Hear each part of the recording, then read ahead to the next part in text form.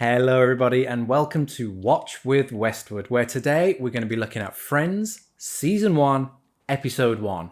The one where it all began. If you're new to these videos and you're new to me, then hello, my name is Scott, and I love to look at the pop culture references in TV shows and movies that I didn't understand the first time I watched them through. So if there's something I'm like, oh, that was a little bit before my time, or because I'm British and I watch a lot of American shows, there's something that's been lost as it's traveled over the ocean, it's always good to look it up. And I like that because I think if you have that extra bit of knowledge, it helps make the humor even better. Because there's something really nice about a character and a viewer on either side of the screen having a shared point of knowledge. And when you can both refer to that, it just gives that sort of sense of being on the same page, and it makes the scene better, it makes the humor better, it makes the joke land a lot better. And so, yeah, we've all got to learn something for the first time, haven't we? So that's what's going to happen in these videos. I'm going to look at every episode and I'm going to go through all of the pop culture references that appear in them, how many or how few there may be. And then after that, have a look at some selected trivia that was attributed to the episode. And then to close it off, I'll give a little review on the episode that we've just watched. And so, yeah, without further ado, I think they're waiting for us in Central Perk. So we're in a coffee shop in Manhattan. Four of the friends are there chatting. Ross comes in, he's very sad. And then Rachel, another Lincoln High survivor, comes in wearing a bridal gown and she's explaining why she ran away from her wedding. I was in this room where we were keeping all the presents and I was looking at this gravy boat. This really gorgeous Limoges Gravy Boat. When all of a sudden, sweet and low. So Limoges is a city in France that has been producing porcelain since the late 18th century. And now I want to give you an example of what Rachel was seeing that made her want to become a runaway bride. This is a Limoges Gravy Boat. Would you be more turned on by this Limoges Gravy Boat than by the orthodontist, Barry? I mean, it's got curves, it's well made, it hold a lot of gravy. I mean, gravy's lush, but enough to stop a wedding? I mean, who knows? Maybe she just really likes a roast dinner. And I didn't know this when I first watched it, but sweet and low is a type of artificial sweetener. So instead of asking for sugar to put in her coffee, she's asking for an artificial sweetener made of saccharin because she wants some sweetness in her coffee, but she probably doesn't need any more sugar. She's already pretty wired, running all over Manhattan away from her own wedding. Yeah, bit of a come down after that. And as Rachel is thinking about this gravy boat and her very soon-to-be husband, she has this observation. And then I got really freaked out, and that's when it hit me. How much Barry looks like Mr. Potato Head. Mr. Potato Head is a toy that was produced by Hasbro and it first appeared in 1952. Basically, the idea of it is you have this potato that is the head, and then you add all of these extra pieces on: ears, nose, hat, feet, hands, and you can mix and match and swap them out and you can decorate it however you want. It was very popular over the years and went through a lot of different redesigns, but it was kind of only kept to the United States. But it eventually made its way to the global stage when it was featured as one of the gang in 1995's Toy Story. And so Rachel is saying, as she's thinking about her very soon-to-be husband, she realizes that he reminds her of an anthropomorphized potato. Wow. Between that and getting turned on more by a gravy boat, that guy's Tinder profile just writes itself, doesn't it? So now we're out of the coffee shop and in Monica's apartment. Rachel's on the phone, but the rest of the gang are watching TV. Right, I'm guessing that he bought her the big pipe organ and she's really not happy about it. The show that they're watching is Tres Destinos. It's an American telenovela produced by Telemundo and aimed at the Hispanic markets in the US. It was produced in 1993 and only ran for a few months in 1993, but had 130 episodes in its time. And there's plenty to watch with loads of drama and loads of conflict, and well, you get to see some of it in the episode. After everything that's happened, Rachel is having a bit of a panic attack, and as she's breathing into a brown paper bag, Phoebe tries to calm her down. Raindrops on roses and doorbells and sleigh bells and something with mittens. La la la, something with string. I'm all better now.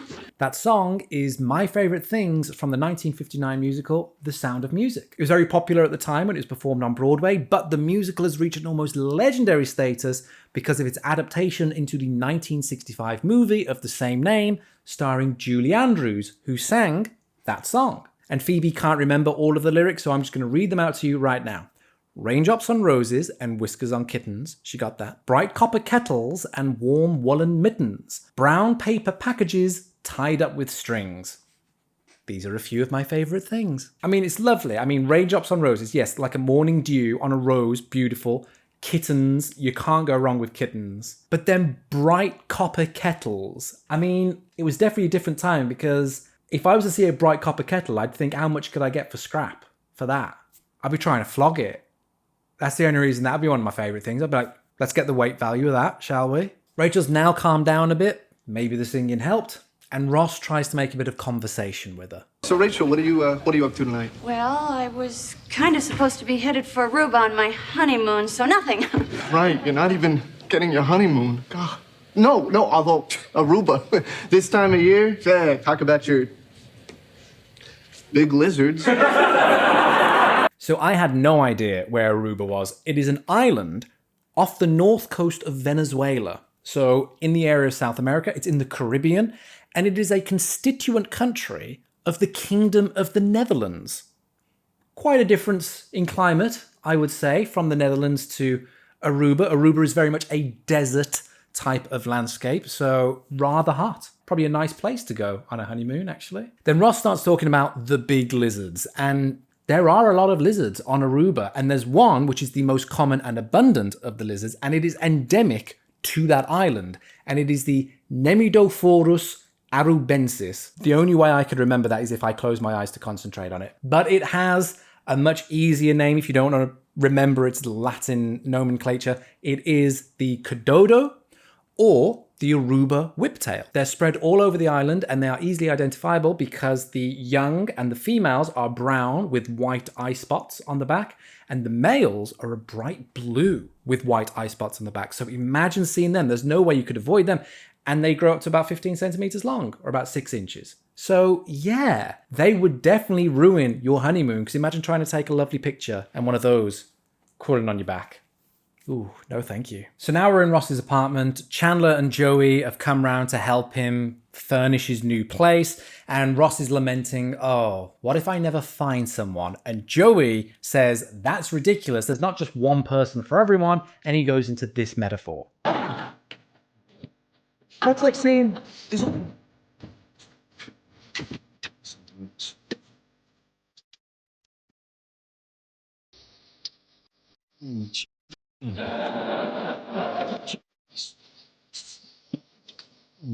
Now this one is such an odd one because the way Joey says Bing cherry vanilla, that really draws your attention to it. And it makes you think, oh, there must be a Bing cherry vanilla. What exactly is that? There's no such thing that's labeled Bing cherry vanilla. There is a flavor called cherry vanilla, which is exactly what I expect. It's cherry and vanilla swirls. But the Bing part of it, that's just for the cherry. Because Bing cherries are a type of cherry. So you have normal cherries, which are a little bit smaller and kind of tough and not as sweet. They're a little bit tart.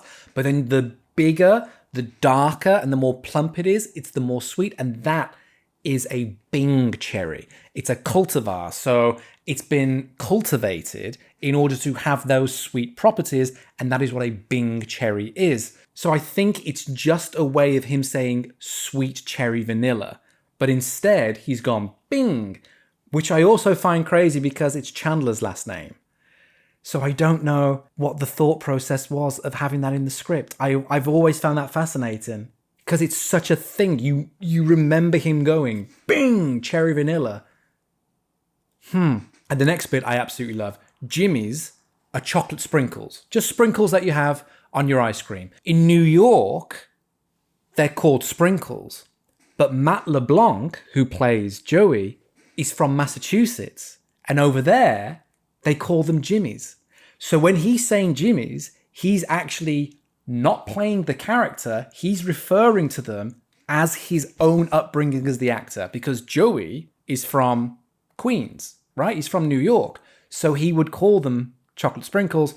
But no, Matt LeBlanc has gone Jimmy's. So with Bing and Jimmy's, there's a whole lot of stuff going on. God, I could really do some ice cream right now. The day has come to an end, the adrenaline is wearing off, and Rachel just wants to watch some comforting TV shows to get her through the evening. I, Joanie, take you, Charles, as my lawful husband. See? But Joanie loved Chachi. That's the difference. Joanie and Chachi were characters in the hugely successful TV show Happy Days. It premiered in the mid-70s and it ran for 11 seasons, and it displayed an idealized version of life in the 50s and early 60s. Joanie and Chachi were two characters on the show who were dating, and they actually left Happy Days for their own spin-off called Joanie Loves Chachi, and it followed their life as they moved to Chicago to try to pursue a career in music. But eventually they came back to Milwaukee, they came back to Happy Days, and in the final ever episode, they got married. And this is the episode that Rachel is watching right here. It is the final episode of season 11 of Happy Days, where Joanie and Chachi are getting married, and Rachel makes the very astute observation, oh, the difference is with that wedding, they actually loved each other. I didn't love Barry. We weren't going to get our spin-off, were we? Just save that for Joey in a few years' time. But Rachel's not the only one lamenting over a huge shift in her life. Ross is also down in the doldrums. Grab a spoon. Do you know how long it's been since I've grabbed a spoon? Do the words Billy, don't be a hero mean anything to you? It's a song by Paper Lace released in 1974. It's a story about Billy, who signed up to be in the army, and it's from the perspective of his young fiancée who's going, Billy, don't be a hero. Don't be a fool with your life. Billy, don't be a hero. Come back and make me your wife. Basically, don't do anything stupid. I want you to live. And so in context of the scene, Ross is saying, do you know how long it's been since I grabbed a spoon, i.e. asked a woman out? Think about when Billy Don't Be a Hero came out. Now this is something I have a little bit of contention with because the song came out in 1974. Ross was born in 1968. Which would have meant the last time he grabbed a spoon was when he was 6 years old. Now, I don't think we are actually meant to go on the specifics of the timeline. I don't think it is literally like, no, the last time I asked out a girl, Billy Don't Be a Hero was number one. I don't think that's the point. The point is, it's just a song from a long time ago. Like, for me, when was the last time that I was in love? Oh, I don't know. Do you remember the 2012 Olympics? 7 years before then. Like, it just sounds funnier. God, doesn't it sound funny? Last time I felt happiness. But I think it's just meant to be a long time ago. It's just technicals. It's just technicalities. I'm not going to bring it up on any panels if I get the chance to ask David Schwimmer a question, but I just think that's something of note. Anyway, let's move on. So it's the next day, and Rachel learns that everybody has jobs. So she thinks, maybe I'll get myself one of those. Cut to later in the evening, Rachel comes into the coffee shop with some great news. I was laughed out of 12 interviews today. And yet you're surprisingly upbeat. Well, you would be too if you found Joan and David boots on sale, 50% off. Oh, how well you know me. Joan and David were a family-run shoe retailer set up by Joan and David Helpen. They started in 1967, and at the time, the standard for women's shoes were high heels. But Joan said that she was designing shoes for the women who, quote, run through airports. And the first pair that they designed were a pair of blue and white Oxfords. They were very successful, popping up in stores all over the country, and in the 80s they expanded into clothing. But in the year 2000, they unfortunately had to close down because of bankruptcy. Now, I'm not saying that there's a direct link between Joan and David's downfall and Rachel Green cutting up all her credit cards, but I do find it funny that when she decides to be independent and stop spending her father's money, oh, only a couple of years later, Joan and David are out of business. Coincidence? That's Joincidence with a C. And as the closing credits are playing on the screen, we're back in the coffee shop. Rachel is serving coffee to everyone, and Chandler has the last line of the show, and he says this. Kids, new dream. I'm in Las Vegas. I'm Liza Minnelli. Liza Minnelli is a legend in Hollywood. Her first role was when she was 3 years old in a movie with her mother, another Hollywood legend, Judy Garland. Since then, she has appeared in scores of projects on stage and on screen, and she's the recipient of an EGOT. So that means she has won an Emmy, a Grammy, an Oscar, and a Tony, a very rare accolade. And so in Chandler's dream, he is in Las Vegas, and he is this pop culture legend. I'm so gutted the episode finished there because I would have loved to have heard how the rest of that dream went. Whew. And so there we go, folks. That is the end of the episode and all the pop culture references that appeared in those 20 odd minutes. And I've got to say, there was a lot more than I realized.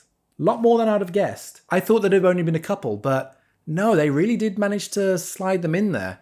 So fair enough. And I know in later episodes, in later seasons, they tend to actually layer them on a lot more. So it'll be interesting to see how that develops, especially through season 1 going into season, because I feel season 1 is a very different show compared to the rest. So it'll be very interesting to see how the later seasons compare to this early one. But anyway, pop culture references done. And now we're going to have a little look at some select bits of trivia. So Matt LeBlanc had the flu and a fever on the first day. He was at 102 degrees during the pilot and had to repeatedly use a variety of remedies to attempt to cure it.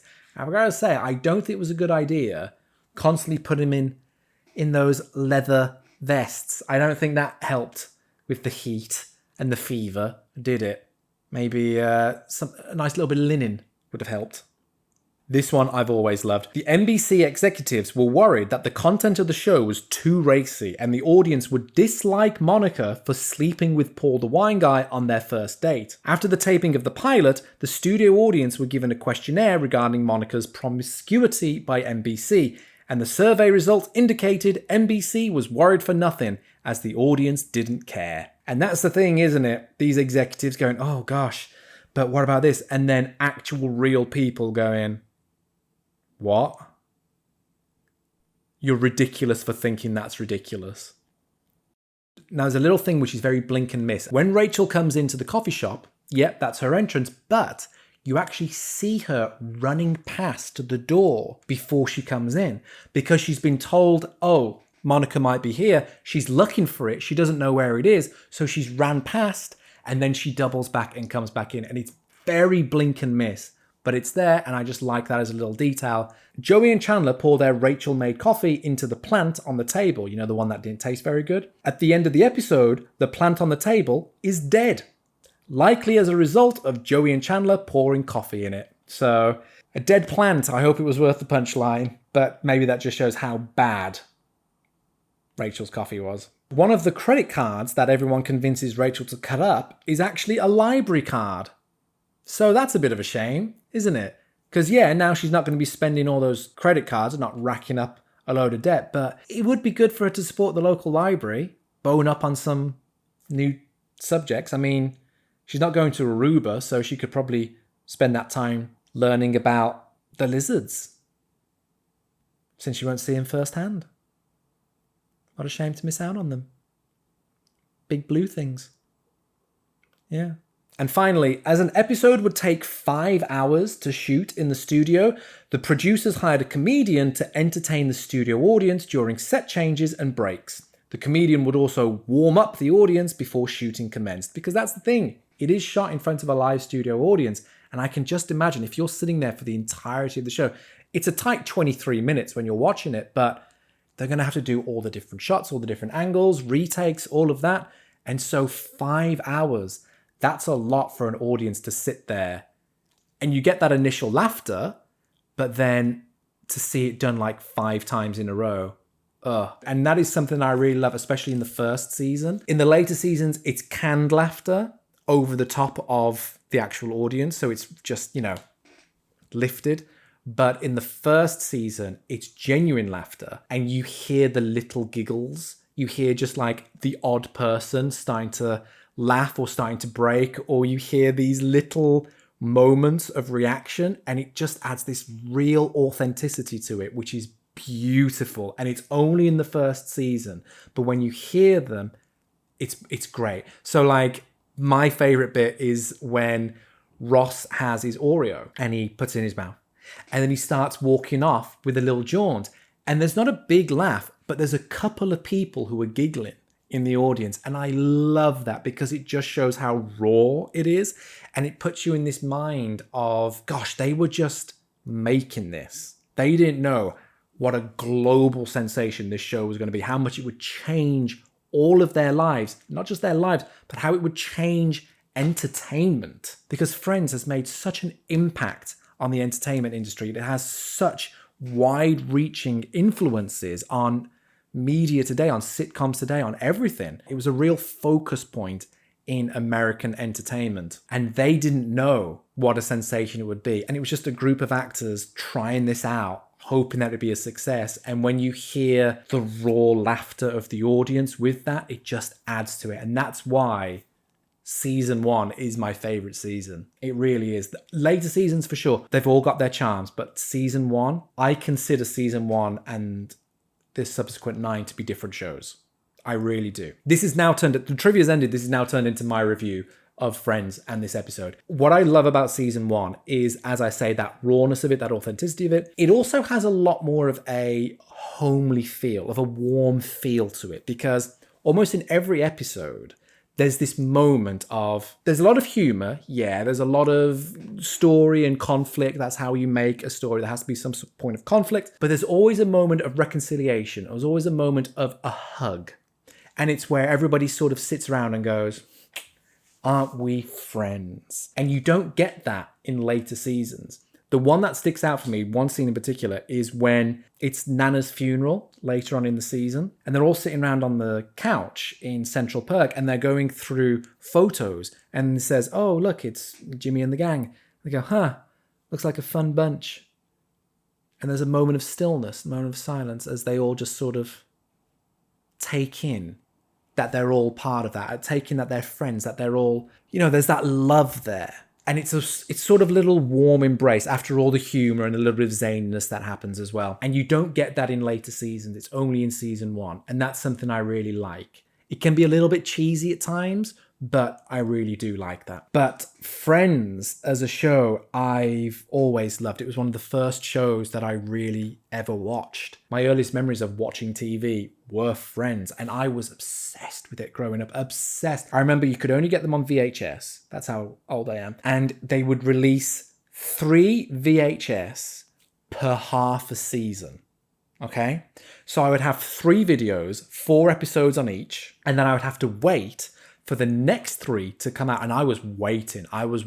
Bam, 3 new, bam, getting them. And I would put that video in. I would watch those 4 episodes, rewind, and watch again. I was on repeat. So I know the script to almost all of the episodes, all of the show. And it really influenced a lot of my life. It influenced my outlook on life. It influenced my hopes for the future. It influenced my personality. It influenced what I really wanted out of life, and the dreams and goals that I have, I see are grounded within the themes and ideals that pop up in Friends. That's how much of an impact it's had on me. That's how much I love the show. That's all I'll say about that for the moment, because this video is running on a little bit. But for this episode in particular, you can see how it was picked up and how it's done fantastically, because there is so much about it that is just wonderful. There's a lot of humor throughout, even from just the very beginning, that little montage of them having these tiny little bit of conversations. That's great. You get so much exposition in the first 3 minutes. You get the dynamic, you get the history of everyone. Bam. It's wonderful. It's so brilliantly written. And then to see the evolution of their characters over those 20 next minutes is wonderful. And one thing I've got to say is, what an incredible time capsule of fashion it is. My gosh, I was watching that just and thinking, I need to get one of those shirts that Ross is wearing and some big trousers like that, because they all know how to wear clothes well. It is such a well decked out, well costumed cast. Love that.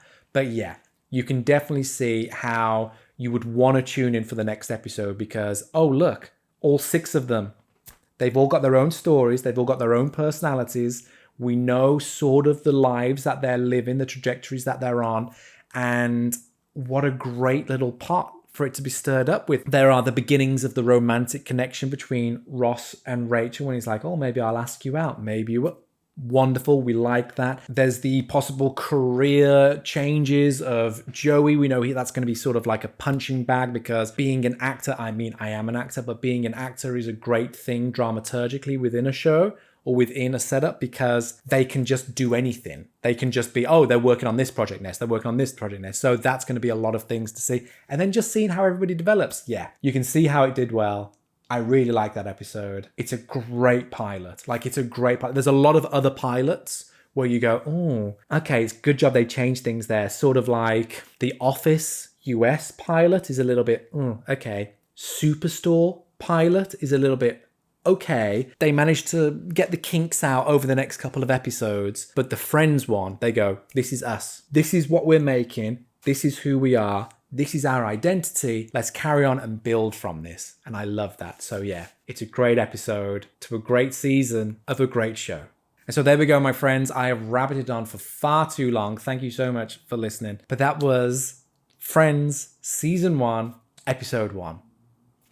So let me know in the comments down below if there are any cultural references that I actually overlooked, and I will do my best to explain them in the reply. But also, if there are any pop culture references that I brought up in this video that you didn't know the first time round, let me know them as well, because there's a couple of things I was like, oh, I didn't know about Aruba's big lizards until I finally looked it up just. I was like, oh, look at them.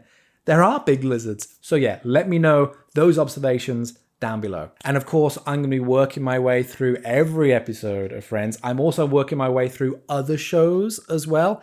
We've got Gilmore Girls. We're going to be doing The Simpsons, all different types of things. Let me know which shows you would like me to look at and do the cultural references for in the comments down below. And of course, if you enjoyed this video, make sure to like and make sure to subscribe so you don't miss out on any new videos coming out. Okay, I waffled on for way too long now. I'm going to wrap it up. My friends, luck and more to you all, and catch you next time.